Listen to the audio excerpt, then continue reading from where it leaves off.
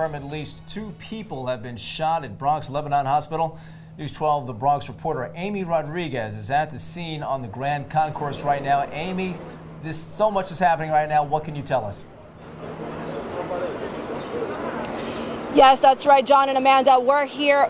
We've been pushed back and back as police keep telling the people that there is an active shooter inside Bronx-Lebanon Hospital, and they want to make sure that people are safe. I've spoken to people that work in the building, and they tell me that what they heard was chaos. They said that there was a fire at first, and then they found out that there was in fact a shooter inside the building. They evacuated that building. Many of the workers are out here calling their family members, telling them that they're okay. Again, we don't know how many shooters there are, but we do know for a fact that one shooter has been confirmed by police as being deceased. And we are also hearing from authorities that there will be a press conference coming up shortly. We will obviously be carrying that live right here on News 12. Though I want to take us to some video that a News 12 viewer sent us. It's about the gunfire breaking out at 10 minutes before 3. Again, you can see this is viewer video of the authorities arriving on the scene shortly after that gunfire broke out. As we know, at least 2 people have been shot. We are unaware of their current conditions. Hopefully those are questions that can be answered in this press conference that we are awaiting. Mayor Bill de Blasio also saying that he has been briefed. Police sources have confirmed to us the identity of that gunman who went in, opened fire, and then killed himself. They've told us that his name is Henry Bello. This is a picture of that individual right here on your screens. Again, this is the individual police telling us that he was wearing a white lab coat which concealed a rifle before opening fire, killing at least 1 individual before he killed himself. Again, that's the individual that police have confirmed to us was the gunman. And of course, this opens us up to more questions. He was wearing a white lab coat. Was he a doctor? Or was he a disgruntled former patient or a disgruntled member of staff, an employee who disguised himself in a white coat? These are details we still have to flesh out. We don't know them at this time. Everybody got nervous. We didn't know what was going on. We just got nervous. I knew it was something wrong when I heard code red. I knew it was something, and I told the police coming in front of the building, I knew it was something wrong. Did you hear shots or anything at any point? No. I didn't hear no shot, no. And what is it? What are people telling you right now? What are you hearing? They said it was a gunman that came inside the hospital with a rifle and started shooting people. You know, that's what I heard. What's your reaction to that? Are you afraid? I feel safe now because I'm outside now and I'm around the police. I feel much safer now.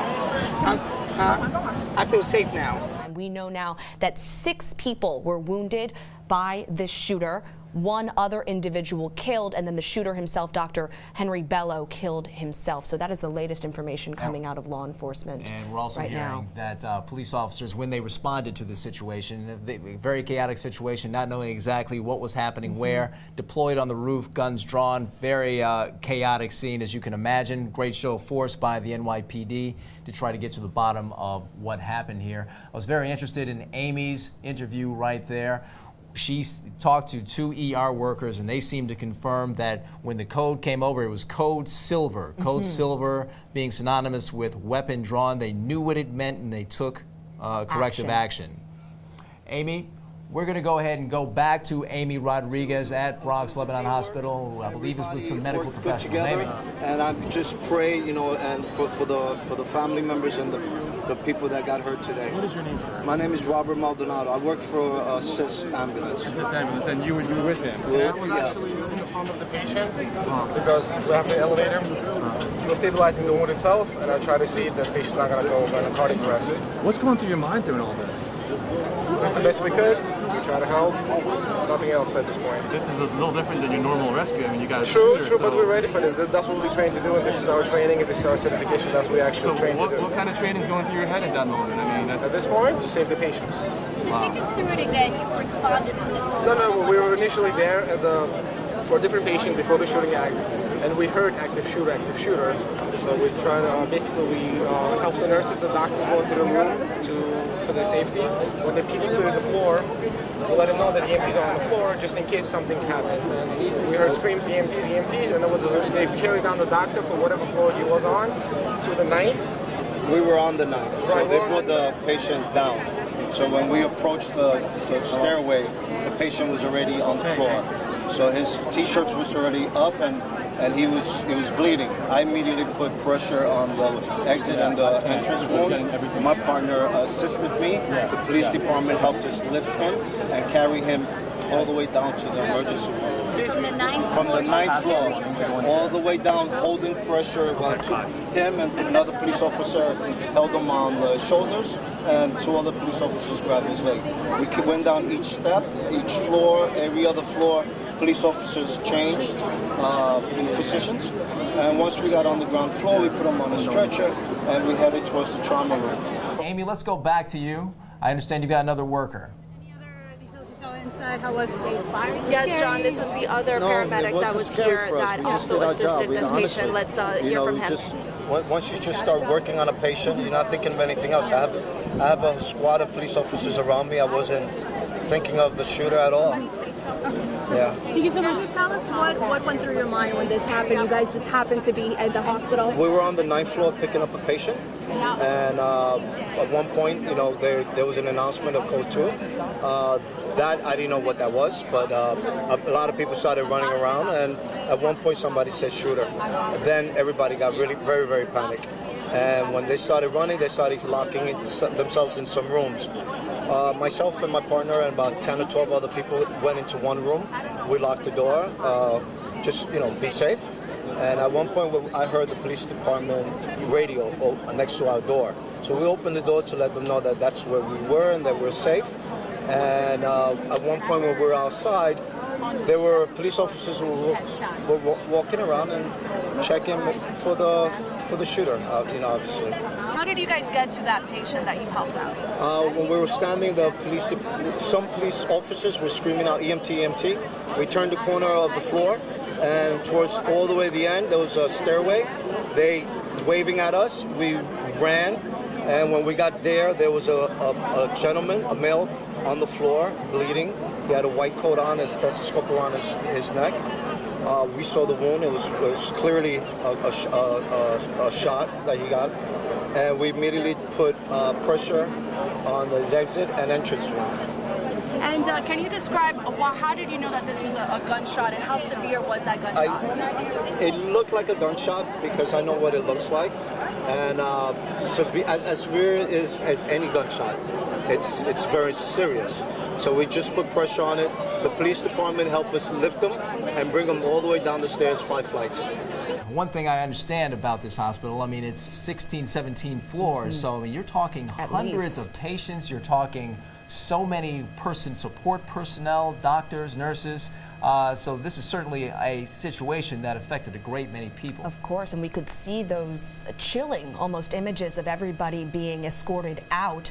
It seemed everyone from patients to employees to doctors, based on the dress that they were all wearing, were being escorted out. As we heard from Sydney, it was a code red that was enacted in that hospital, and you could just imagine the amount of people that they had to evacuate in a safe, calm, orderly fashion. Christy, give us a little bit of an update as to what people are posting. Yeah, as you can imagine, the minute we started getting reports of this, Twitter was just blowing up. Also, we posted this on our Facebook page, and a lot of viewers are sending their condolences. And if you do have any video from the area, head to our Facebook page and put that video up there, because we definitely want to see it. So let's get to some of the comments today that we are seeing. So a lot of different people and politicians as well, they are tweeting out. The NYC mayor's office, the mayor has been briefed on the shooting incident at Bronx-Lebanon Hospital. The NYPD is on scene. That was from the mayor's office, and again, we're hearing a press conference will happen as well.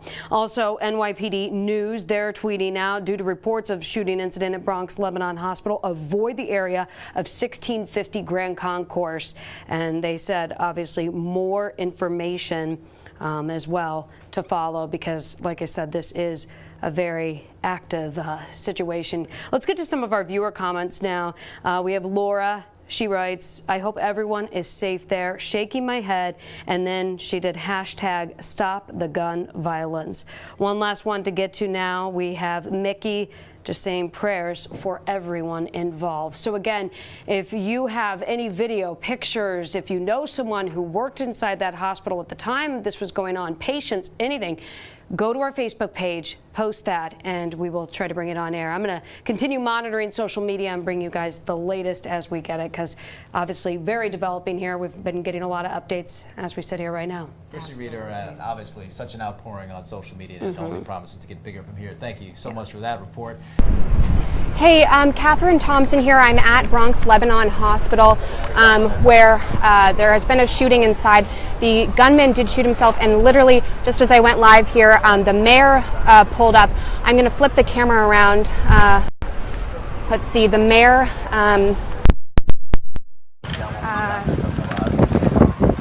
The mayor just entered in through there. That is the emergency entrance. He pulled up in a motorcade here on the corner of Mount Eden and Selwyn.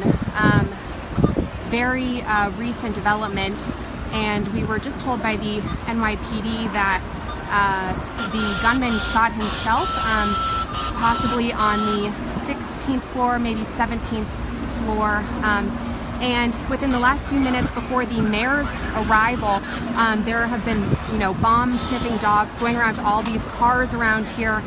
Police in helmet gear. There's one of the bomb sniffing dogs there making the rounds to ensure that the premise is secure.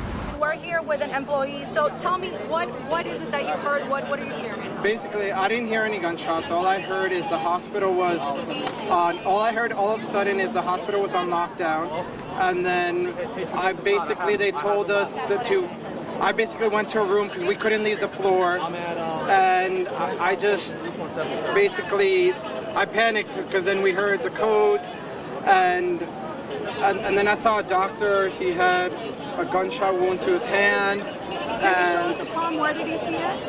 I don't know if it was his left or his right hand, but it was like in the center of his hand. So right now we do know that it was a man, a Dr. Henry Bello. Does that ring a bell to you? I've heard of him. He was, I guess, a former. I guess he was. I don't know the doctor personally. I heard he worked in the hospital, but I've never I never worked with him personally. I didn't know him personally. Let's go back to Catherine Thompson outside of Bronx-Lebanon Hospital with more from the scene. Catherine? Just one minute. We're going to try. Excuse me, ma'am. Just really quick. We would love to hear from you. You were inside. I didn't see anything. I like I said, they just had the cold silver. The hospital actually alerted senior management that there was a cold silver at 257. After that, they just we all shut down in our offices. It was just chaos. It was pretty much. And where was your office? What floor? On the second floor. Everything happened on the upper floors, 8, 12, 16, and 17. And did any of your colleagues see the shooter, or? Yes. And how did they describe it? Some of them can't speak. They're all still crying. Did you hear the same thing? I just saw chaos. So they just instructed us to get out, and I just exited the building, and then the cops were coming from every direction, and they pretty much told us cross the street, get away, and that's about it. Yeah. I want to say at the outset, thank God this was not an act of terrorism. It is an isolated incident, appears to be a workplace-related matter, but that makes it no less tragic or no less horrible. One doctor is dead, and there are several doctors who are fighting for their lives right now, amongst those who are wounded. BP Diaz, tell me, what are you feeling today? Well, I mean, this is heart-wrenching, and my thoughts and prayers go out to the families. My thoughts and prayers go out to the victims. This is unexpected, and I just want to thank the men and women who are the first responders, the men and women in uniform, the people of the police department, and many of the staff members who reacted in such a way where, even though this is a very tragic situation, it could have been much worse. We're going to see what the investigation holds. Apparently, like the mayor said, this is an individual who was a former employee who came back and opened fire, and we have several victims who are still in the operating room. And we lost one. We we can only hope and pray that this doesn't happen again.